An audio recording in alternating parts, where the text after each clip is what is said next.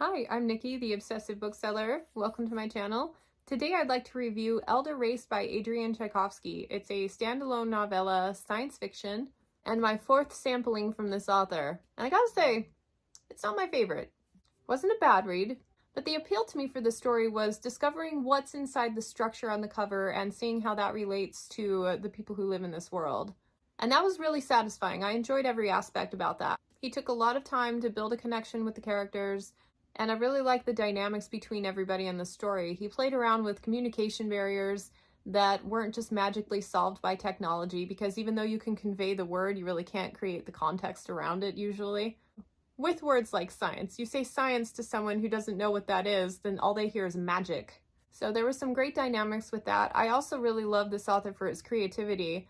That, just for an example, there is a set of people in this world who have taken on more aquatic features, but that wasn't the highlight of the story. He barely even mentioned the fact that they were a little bit differentiated with things like blue eyebrows and like paler skin.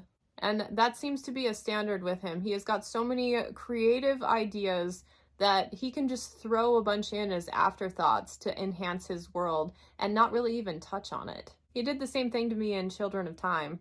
Any little casual drop-in detail from this author could be the focus of an entire novel.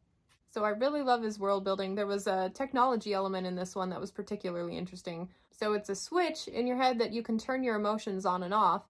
And what I loved most is how he wrote it into the story. So the narration, the character's voice actually changed notably on the page when he had that technology turned on or off. I really like that element. I love it when authors can show off their writing skills, and so that was a pretty fun element. The thing that threw me off from really loving this one, even though it had a lot of really good components, was the pacing. For a novella, I felt like it took me forever to read this story. I felt like there was way too much time between either character growth arcs or major events. It just lagged in between those spaces. I think he staggered them along too far apart. And what's more, kind of the brilliance of the story is getting from two different perspectives from people from two different worlds. But he spent equal time with both people, so you get two perspectives on the exact same events and the same page count for each one, and I think that's why it lagged a little bit. I don't think we needed even time split per event with each person. And I don't think cutting anything out of the recap sort would have diminished the appeal of that idea of the story at all. If you're going to move things along that slowly, at least there better be a really good payoff at the end, something that was worth all the effort to get there. And for me, it was just an okay payoff. It didn't quite warrant the page count. So I'm leaving this one feeling glad that I read it. I'm on a mission to read all things Tchaikovsky this year, but also feeling just a little bit like I wasted a bit of time on it. So good ideas, poor pacing, coming in at a 2.5 out of 5 stars. Let's talk about other books you might like. First one I want to mention is Semiosis.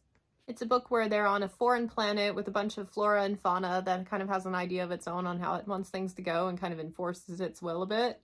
The down on the ground, walking in nature aspect reminded me heavily of that story. So if you want more of the world building from this one that you didn't get, try that one. It wasn't my favorite.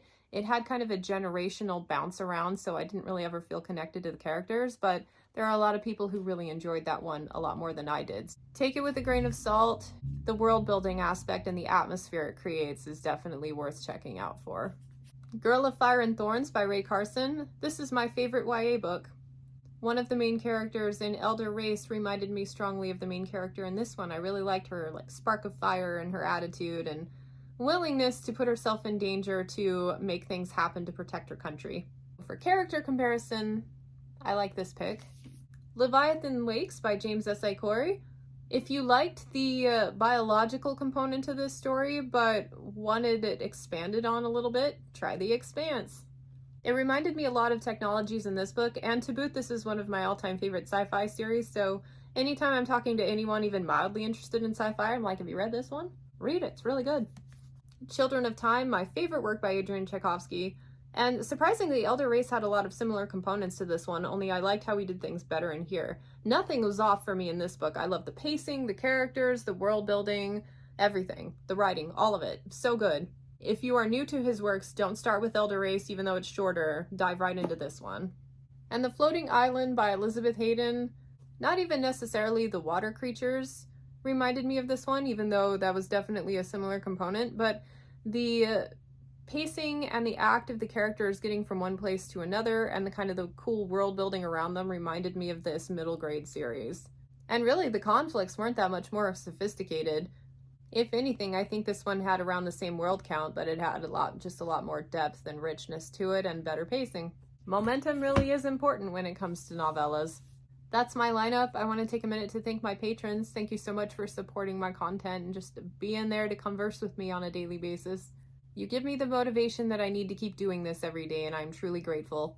Thank you for watching, and I hope to catch you next time. Bye.